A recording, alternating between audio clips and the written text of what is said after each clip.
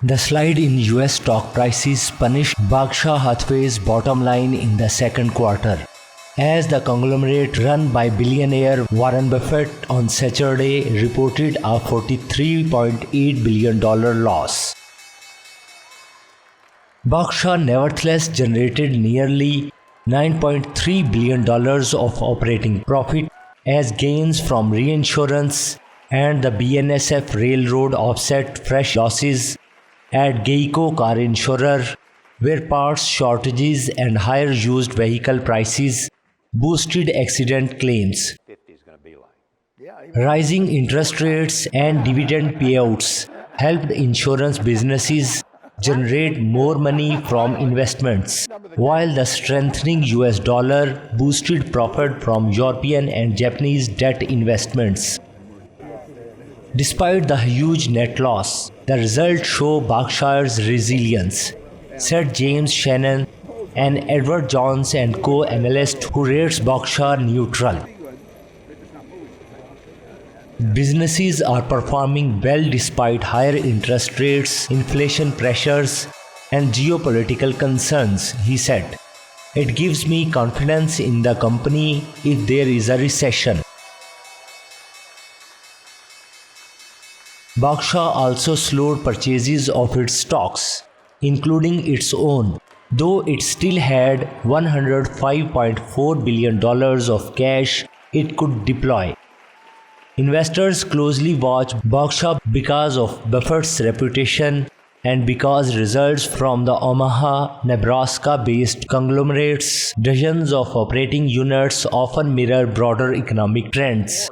Those units include steady earners such as its namesake energy company, several industrial companies, and familiar consumer brands such as Dairy Queen, Duracell, Fruit of the Loom, and See's Candies.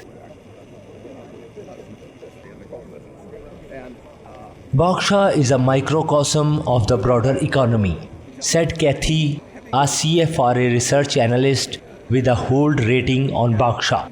Many businesses are enjoying improved demand, but they are not immune to higher input costs from inflation. In its quarterly report, Berkshire said significant disruptions of supply chains and higher costs have persisted as new COVID-19 variants emerge and because of geopolitical conflicts, including Russia's invasion of Ukraine. But it said direct losses have not been material, despite higher costs for materials, shipping, and labor. Net results suffered from Berkshire's $53 billion of losses from investments and derivatives, including declines of more than 21% in three major holdings: Apple, Bank of America, and American Express. Accounting rules requires Berkshire to report the losses with its results even if it buys and sells nothing. Buffett urges investors to ignore the fluctuations, and Berkshire will make money if stocks rise over time. In 2010, for example, Berkshire lost nearly $50 billion in the first quarter as the pandemic took hold, but made $42.5 billion for the full year. The Standard & Poor's 500 fell 16% in the quarter.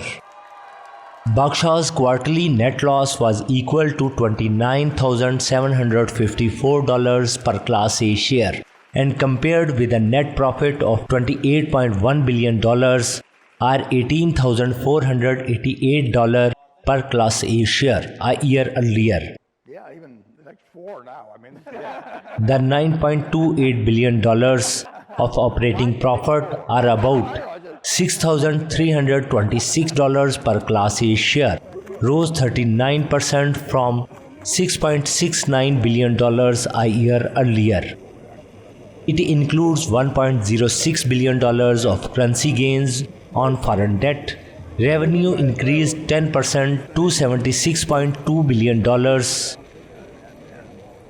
Geico suffered a $487 million per tax underwriting loss. its fourth straight quarterly loss.